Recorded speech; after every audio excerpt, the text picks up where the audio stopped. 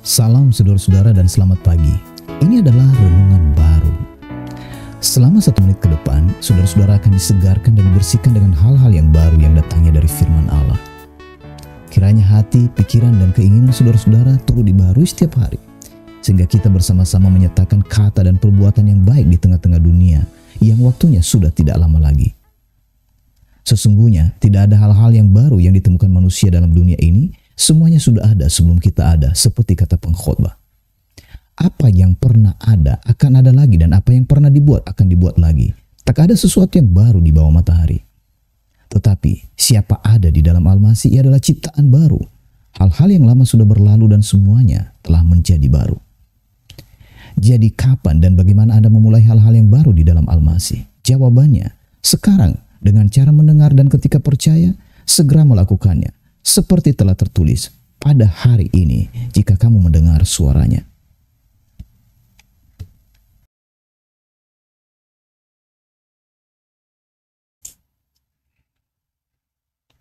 Mendengar panggilan yang dari surga diperlukan kepastian, sumber, cara, dan tujuan.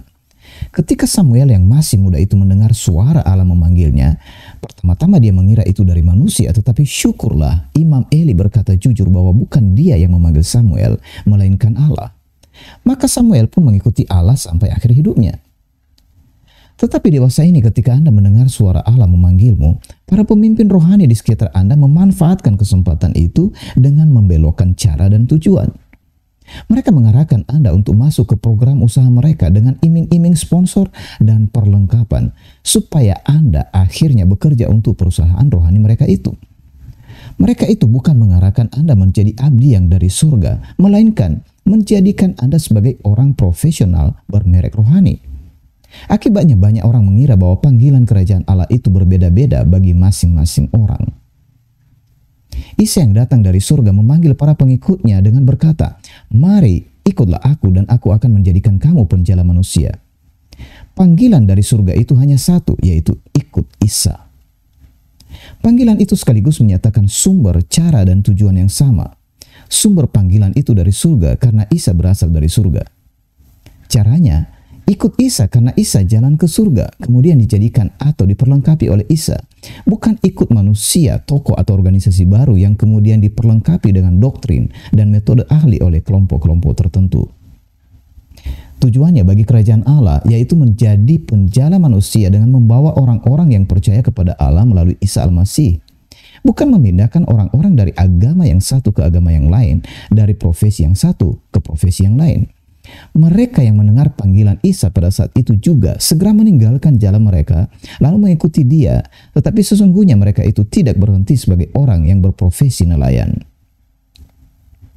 Jadi, apakah Anda tahu siapa yang memanggil Anda dan bagaimana Anda diperlengkapi demi pengabdian bagi kerajaan Allah, bukan bagi kerajaan manusia yang berlabel rohani?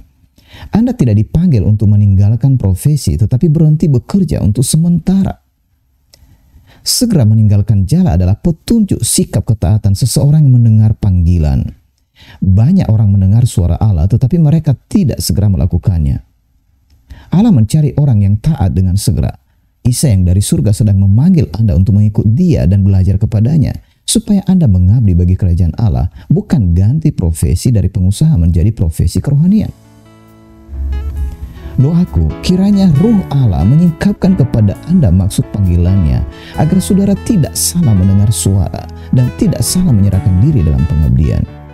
Ini adalah panggilan dan pengabdian baru Anda dalam Isa Al-Masih, Yesus Kristus.